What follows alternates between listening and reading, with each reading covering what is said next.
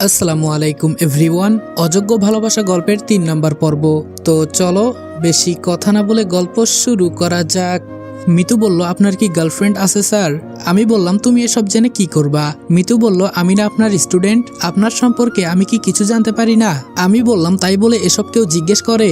মিতু বলল, আমি করি। স্যার এখন বলেন প্লিজ। আমি বললাম, এত করে যেহেতু বলছো তাহলে শুনো, আমার কোনো গার্লফ্রেন্ড নাই। মিতু বলল, সত্যি স্যার? আমি বললাম হুম। মিতু একটু খুশি হয়ে বলল, ইয়াহু। আমি বললাম, আমার গার্লফ্রেন্ড নাই দেখে তোমার খুশি হওয়ার কারণ কি বুঝতে পারলাম না। মিতু মিনমিন করে বলল, আপনি তো আমার ভালোবাসা, আপনার গার্লফ্রেন্ড নাই তো আমার লাইন ক্লিয়ার। আমি বললাম, এই মিতু কি মিনমিন করছো? মিতু বলল, আচ্ছা স্যার, আমাকে সুন্দর লাগছে না? আমি বললাম হুম। আসলে এতক্ষণ খেয়াল করি নাই যে মিতু শাড়ি পরে আসছে। এক কথায় অসাধারণ লাগছে তোমাকে। মিতু বলল, হুম, অসাধারণ বললেই হলো? এটা বলতে পারেন না তোমাকে আমার বইয়ের মতো লাগছে? ধন্যবাদ স্যার। আমি বললাম, আগে তো বলছিল স্যার ডাকবা না, এখন আবার স্যার ডাকছো? মিতু বলল, আমি যখন খুশি যা পারি তাই ডাকবো। আমি বললাম, তোমার সাথে এত কথা বলতে পারবো না। মিতু বলল, স্যার আমি কিছু প্রশ্নের উত্তর জানতে চাই। আমি বললাম, হুম বলো, কি জানতে চাও? মিতু বলল, আচ্ছা স্যার, আইবি থেকে ভি বাদ দিলে কি হয়? আমি বললাম, এটা তো খুবই সিম্পল, আই থাকে। মিতু বলল, লাভ এরিয়া থেকে এরিয়া বাদ দিলে তাহলে কি থাকে? আমি বললাম, লাভ থাকে। মিতু বলল, আর ইউরোপ থেকে রোপ বাদ দিলে কি থাকে? আমি বললাম, ইউ থাকে। মিতু বলল, এখন বাদ দিয়ে যে শব্দগুলো ছিল সেগুলো প্রথম থেকে বলেন তো, দেখি আপনার মনে আছে কিনা। আমি বললাম, ওই প্রথম শব্দ আই, তারপর লাভ, পরে ইউ, সব মিলিয়ে আই লাভ ইউ। মিতু বলল, I love you too Roniza. আমি বললাম, এই কি সব উল্টাপাল্টা প্রশ্ন করো? আবার বলো আই লাভ ইউ টু। এসবের মানে কি? তুমি এখনো পিচ্চি মেয়ে, এখনো মুখ টিপ দিলে দুধ পড়বে। সে আসছে উল্টাপাল্টা কথা বলতে। মিতু বলল, দেখেন স্যার, আমি একদম পিচ্চি না। আমি বললাম, পিচ্চি বলে আবার পিচ্চি না, এখনো তো দুধের দাঁত পড়ে নাই। মিতু বলল, দেখেন তো পড়েছে কি পড়ে নাই। এই বলে তার মুখটা আমার একদম কাছে নিয়ে আসলো। মিতুর এই ব্যবহারে আমি অবাক হয়ে গেলাম। আর মিতুর মুখ একদম আমার মুখের সামনে, কেউ দেখলে মনে করবে আমরা লিপকিস করছি। ফারজানা বলল, কি করিস আপু তোরা? ফারজানার কথা শুনে মিতু আমার কাছ থেকে দূরে সরে গেল। মিতু বলল, আসলে আমার চোখে কি জানি পড়েছিল, এইটা স্যারকে দেখাইতেছিলাম। আমি মনে মনে বললাম, কি ব্যাপার, মিথ্যা বললো কেন? আর মিতুর ব্যবহার তো আমি কিছুই বুঝতে পারছি না। মিতু আমার কাছে কি চায়? ধুর, এসব চিন্তা করে আমার লাভ নাই। আমি যাই, তোমরা দুই বোন মিলে কথা বলো। ফারজানা বলল, স্যার আপনি একটু থাকেন, আমরা একটু আড্ডা দেই। আমি বললাম, না, আমার কাজ আছে। এই বলে নিচে চলে গেলাম। ফারজানা বলল, আপু মিথ্যা বলবি না, তুই স্যারের সাথে কি করছিলি? মিতু বলল, তোরে মিথ্যা বলবো কেন? সত্যি আমার চোখে কি জানি পড়েছিল। ফারজানা বলল, চোখে কিছু পড়লে চোখ লাল থাকবে, কিন্তু তোর চোখ তো কিছুই হয় নাই। মিতু মনে মনে বলল, এই রে, ধরা খেয়ে গেলাম। আরে না, হয়েছে কি? ফারজানা বলল, দেখ আপু, সত্যি কথা বল, আমি মিথ্যে একদমই পছন্দ করি না। মিতু বলল, আমি না স্যারকে ভালোবেসে ফেলেছি। ফারজানা বলল, কি বলিস, তোর মাথা খারাপ হয়ে গেছে? মিতু বলল, হুম, সত্যি আমি স্যারের প্রেমে পড়েছি। ফারজানা বলল, কিন্তু ভাইয়া মেনে নিবে তোকে? মিতু বলল, এই জন্যই তো এত কিছু করছি। ফারজানা বলল, হুম, দুলাভাই খুব কিউট আছে। মিতু বলল, আচ্ছা নিচে চল, অনেকক্ষণ এখানে দাঁড়িয়ে আছি, এখানে থাকতে আর ভালো লাগছে না। ফারজানা বলল, আমি থাকলে ভালো লাগবে কিভাবে? স্যার থাকলে ঠিকই ভালো লাগতো। আম্মু বলল, রনি, এই রনি। আমি বললাম, হুম আম্মু, এত ডাকছো কেন? আম্মু বলল, তোর রেজাল্টের খবর কি? আমি বললাম, কালকে দিবে। আম্মু বলল, রেজাল্ট পাওয়ার পর কোথায় ভর্তি হবি? আমি বললাম, আম্মু একটু চিন্তা ভাবনা করে দেখি। রাতে মিতুদের পড়াতে চলে গেলাম, প্রতিদিনের মতো পড়াচ্ছি। মিতু আজকে আমার সামনে বসেছে, আর ফারজানা সাইটে। হঠাৎ আমার পায়ে কে জানি পা দিয়ে ঘষতেছে। আমি ফারজানার দিকে তাকিয়ে দেখি মনোযোগ দিয়ে পড়ছে। মিতুও মনোযোগ সহকারে পড়ছে, তাদের এসবের কোনো খেয়াল নাই। কিন্তু আমার পা ঘষছে কে? এখন আমার ভীষণ রাগ হচ্ছে। ঘষতে ঘষতে একেবারে আমার প্যান্টের ভেতরে পা নিয়ে যাচ্ছে। রাগে আমার মুখ লাল হয়ে যাচ্ছে। এত বড় সাহস কার হলো? নিচেও আবার তাকাতে পারছি না। আমি বললাম, এই তোমরা দুই বোন বলো তো, একটা মানুষের শরীরে পা কয়টা?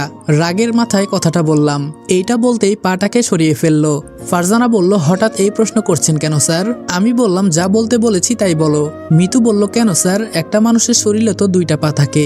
আমি বললাম, আর 2টা মানুষের শরীরে মোট কয়টা পা থাকে? মিতু বলল, 4টা পা। আমি বললাম, মনে করো একটা পা আমি কেটে ফেলেছি, তাহলে এখন কয়টা পা থাকবে? ফারজানা বলল, স্যার 2টা পা থেকে একটা পা কেটে ফেললে একটা পা থাকবে, তাই না আপু? মিতু বলল, ইয়ে মানে স্যার। আমি বললাম, এখন মনোযোগ দিয়ে পড়ো, এসব যাতে আর না হয়। মিতু বলল, স্যার আমি একটু আসতেছি। আমি বললাম, কোথায় যাবা পড়া রেখে? মিতু বলল, স্যার ভেতর থেকে যাবো আর আসবো। আমি বললাম, আচ্ছা যাও। একটু পর মিতু হাতে করে কি জানি নিয়ে আসলো। মিতু বলল, স্যার নেন, এইটা আপনার জন্য আমি রান্না করেছি। আমি বললাম, কি রান্না করেছো? মিতু বলল, স্যার নুডলস। আমি বললাম খেতে পারবো তো। মিতু বলল স্যার আপনি কি মনে করেছেন আমি রান্না করতে পারি না? আমি বললাম আচ্ছা বাদ দাও, তোমরা খাবা না?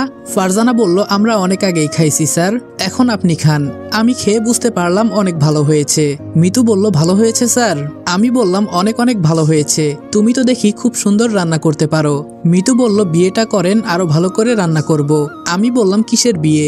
মিতু বলল আরে স্যার বলছিলাম এই নুডলস তো বিয়ে বাড়িতে রান্না করে তাই না? আমি বললাম বিয়ে বাড়িতে নুডলস রান্না করে তোমাকে কে বলেছে?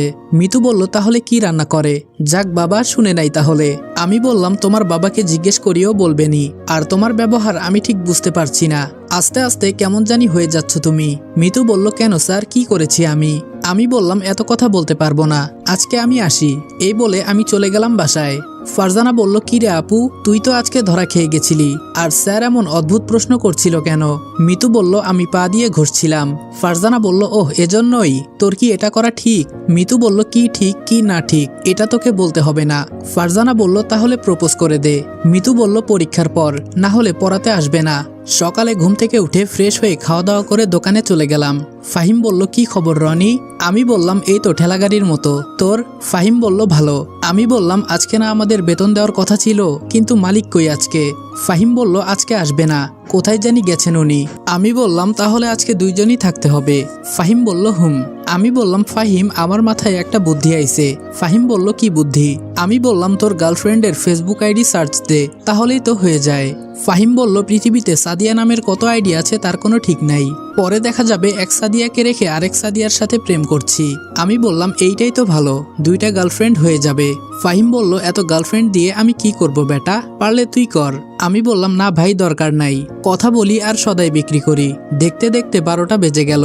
ফাহিম বলল কি রে রনি, 12টা তো বেজে গেল, তোর রেজাল্টের খবর কি? আমি বললাম দাঁড়া দেখতেছি, বলে ফোন দিয়ে সার্চ দিলাম, দেখি আলহামদুলিল্লাহ পাশ করেছি। ফাহিম বলল কি খুশি মনে হচ্ছে? আমি বললাম হুম অবশ্যই অনেক খুশি। আমি বললাম হুম অবশ্যই অনেক খুশি, জিপিএ 5 পাইছি। ফাহিম বলল তাহলে তো খুব ভালো, মিষ্টি খাওয়া? আমি বললাম বেঁচে থাকলে খাওয়াবো নে।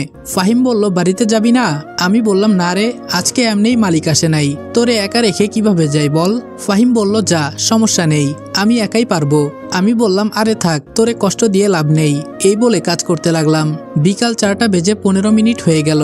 হঠাৎ 2টা পুলিশের গাড়ি আর মাঝখানে একটা মাইক্রো। পুলিশগুলি গাড়ি থেকে নেমে মাইক্রোর দরজা খুলে দিল। ফাহিম বলল রনি এটা সেই দিনের মেয়েটা না? আমি বললাম হুম তাই তো আমার মনে হচ্ছে, মন্ত্রীর সাথে যে মেয়েটা ছিল সেই মেয়েটাই তো। ফাহিম বলল হুম এই সেই মেয়ে যে মন্ত্রীর সাথে ছিল।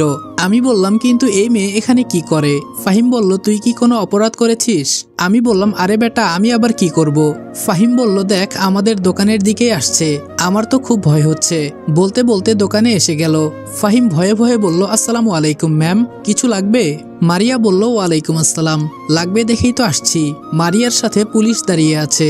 আমি বললাম জি ম্যাম কি লাগবে বলেন, আমরা দেওয়ার চেষ্টা করব। মারিয়া বলল তোকে লাগবে চল। আমি বললাম কি বলছেন ম্যাম? মারিয়া বলল বললাম না তোরে লাগবে, চল আমার সাথে। আমি মনে মনে চিন্তা করছি ওই দিন বসে বসে ফোন টিপছিলাম দেখে কি আমাকে ধরে নিয়ে যাবে? আমি বললাম ম্যাম আমাকে মাফ করে দেন, দয়া করে আমাকে পুলিশে দিবেন না, আমার মা আর বোনের আমি ছাড়া কেউ নেই। মারিয়া বলল এত কথা বলিস কেন, সাথে আসতে বলেছি, এখন আসবি নাকি তুলে আনতে হবে? ফাহিম কানে কানে বলল কি রে মামা তুই কি কিছু করেছিস? আমি বললাম হুম সেই দিন অনুষ্ঠানে বসে ফোন টিপছিলাম, মন্ত্রীর দিকে একবারও তাকিয়ে দেখি নাই, এই জন্যই মনে হয়। ফাহিম বলল ম্যাডাম মাফ করে দেওয়া যায় না, আমরা গরিব ঘরের ছেলে। মারিয়া বলল সেই কখন থেকে দেখছি কথা বলে যাচ্ছিস, আরে বলছি তো তোর কিছু হবে না, যাবি আর চলে আসবি। আমি বললাম সত্যি তো ম্যাম? মারিয়া বলল হুম, সময় নষ্ট না করে এখন চল। আমি দোকান থেকে বের হলাম, মারিয়ার সাথে মাইক্রোতে বসলাম, সাথে সাথে মাইক্রো চলতে লাগলো। আমি বললাম কিছু মনে না করলে একটা কথা বলতে পারি ম্যাম? মারিয়া আমার দিকে চেয়ে বলল হুম বল। আমি বললাম আমাকে কোথায় নিয়ে যাচ্ছেন ম্যাম? মারিয়া বলল ম্যাডাম বলছে তোরে নিয়ে যেতে। আমি বললাম ওই যে মেয়ে মন্ত্রী যার সাথে আপনি থাকেন। মারিয়া বলল মেয়ে মন্ত্রী কি রে, সম্মান দিয়ে কথা বল, ম্যাডাম বলবি ম্যাডাম। আমি বললাম ঠিক আছে, কিন্তু কেন আমাকে তার কাছে নিয়ে যাচ্ছেন? মারিয়া বলল কি জন্য তোরে ডাকছে আমি বলতে পারবো না। মনে মনে বলল বলে দিলে তুই পরে যেতে চাইবি না। আমি বললাম আচ্ছা আপনার নাম কি ম্যাম? মারিয়া বলল নাম দিয়ে কি করবি? আমি বললাম কোনো সময় বিপদে পড়লে যদি আপনার নাম বলে বাঁচতে পারি তাহলে তো ভালোই হয়। মারিয়া বলল আমার নাম মারিয়া, আর তুই এত কথা বলিস কেন, চুপ করে বসে থাক। আমি বললাম আমার নাম রনি। মারিয়া বলল আমি তোরে তোর নাম বলতে বলেছি? আমি বললাম একসাথে বসে যাচ্ছি, পরিচিত তো হওয়া দরকার। আসলেই মারিয়ার সাথে বসে কলিজায় একটু সাহস এলো। মারিয়া বলল, এই তোরে কি পুলিশের গাড়িতে দেওয়া লাগবে? আমি বললাম না না, এই যে চুপ করলাম। আমি চুপ করে বসে আছি। কিছুক্ষণ পর গাড়ি একটা বাসার সামনে গিয়ে থামলো। পুলিশ এসে দরজা খুলে দিতেই আমি গাড়ি থেকে নামলাম। যাই হোক, পুলিশও দেখি আমাকে সম্মান দিল। গাড়ি থেকে নেমে তো আমি অবাক হয়ে গেলাম। এত সুন্দর বাড়ি, কি সুন্দর মাঠ, আর বাসার পাশে একটা ছোট ফুলের বাগান। চারপাশের পরিবেশটা এত সুন্দর, আপনাদের বর্ণনা দিয়ে বোঝাতে পারবো না। মন্ত্রীর বাড়ি বলে কথা, আর চারপাশে বডিগার্ড দিয়ে ঘেরা আছে বাসাটার। মারিয়া বলল, এই আমার পেছনে পেছনে আয়। আমি বললাম, জি ম্যাম। এই বলে মারিয়ার পেছনে যেতে লাগলাম। মারিয়া কলিং বেল বাজাতেই এক কাজের মেয়ে এসে দরজা খুলে দিল। কিন্তু আমি এটা বুঝতে পারছি না আমাকে মন্ত্রীর বাসায় কেন আনা হলো। বাসার ভিতরে গিয়ে দেখি। আসসালামু আলাইকুম এভরিওয়ান। অযোগ্য ভালোবাসা গল্পের 3 নম্বর পর্ব এখানেই শেষ করলাম। ভিডিওটা ভালো লাগলে লাইক এবং কমেন্ট করে দিও, আর চ্যানেলে নতুন হলে সাবস্ক্রাইব করতে ভুলবে না। আজকের ভিডিওটা ছোট করার জন্য আন্তরিকভাবে দুঃখিত। তোমরা হয়তো ভয়েসটা শুনে বুঝতেই পারছো আমি অনেকটাই অসুস্থ। ইনশাআল্লাহ সুস্থ হইলে গল্পগুলো আরেকটু বড় করার চেষ্টা করব। তবে যেহেতু অসুস্থ অবস্থায় আমি ভয়েস দিতেছি, সেহেতু তোমাদের কাছে ছোট্ট একটা আবদার। এই ভিডিওতে যদি 5000 লাইক আর 500 কমেন্ট কমপ্লিট করে দিতে পারো, তাহলে পরবর্তী পার্ট 20 মিনিটের উপরে হবে। তো আর দেরি না করে তাড়াতাড়ি লাইক এবং কমেন্ট কমপ্লিট করে দাও। তো দেখা হচ্ছে নেক্সট ভিডিওতে। ততক্ষণ ভালো থাকবা, সুস্থ থাকবা। আল্লাহ হাফেজ।